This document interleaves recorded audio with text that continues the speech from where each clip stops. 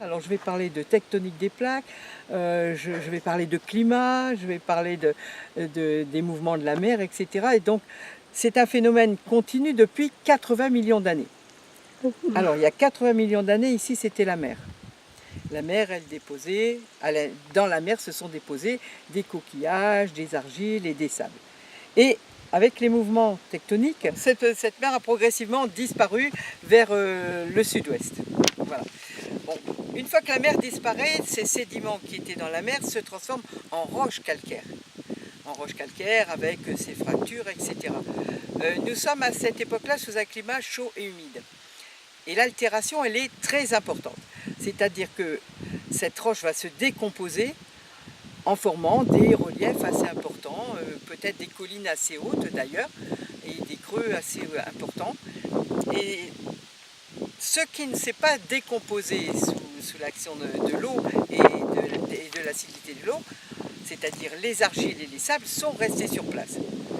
Et on retrouve ces argiles et ces sables quelquefois au fond des trous, mais plus sûrement dans les grottes. Mais il y a 60 millions d'années, un autre phénomène est intervenu au niveau de la tectonique des plaques, et le massif central s'est soulevé. Les granites et les gneiss très érodés étaient déjà plus ou moins sous forme de sable, et des rivières ont déversé ces produits ici.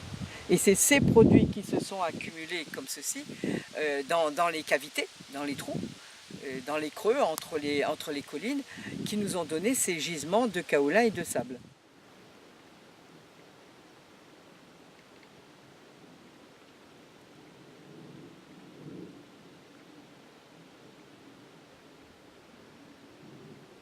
Alors la couleur est justement due à ce climat chaud humide. Une fois sur place, ces sédiments qui représentaient, je ne sais pas, 40 mètres, 50 mètres, peut-être 500 mètres, enfouis donc sous certaines épaisseurs, ils se sont transformés progressivement en kaolin. Ils ne sont pas arrivés sous cette forme-là. Ils sont arrivés sous forme sable et feldspath et mica. Donc les feldspaths se sont transformés en kaolin. Les mica, eux, nous ont donné les minéraux qui colorent actuellement ces roches.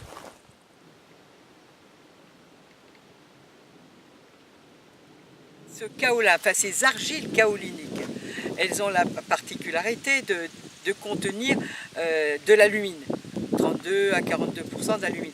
Et c'est cette alumine qui permet de faire des briques réfractaires, de fabriquer des réfractaires.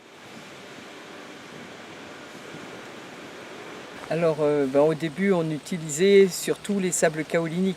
On mélangeait avec de la chamotte et de l'alumine. Alors la chamotte, c'était obtenu en cuisant au préalable ces argiles kaoliniques et en les concassant, ce qui permettait d'avoir une meilleure résistance mécanique. Voilà. L'alumine permettait de ne pas avoir trop de vide à l'intérieur de la brique et donc une meilleure cohésion. Donc ça c'était pour les briques de densité supérieure à 2 qui étaient utilisées pour le doublage des fours à l'usine sidérurgique. Ensuite on a fabriqué aussi des briques plus légères en additionnant à ces produits de l'acier.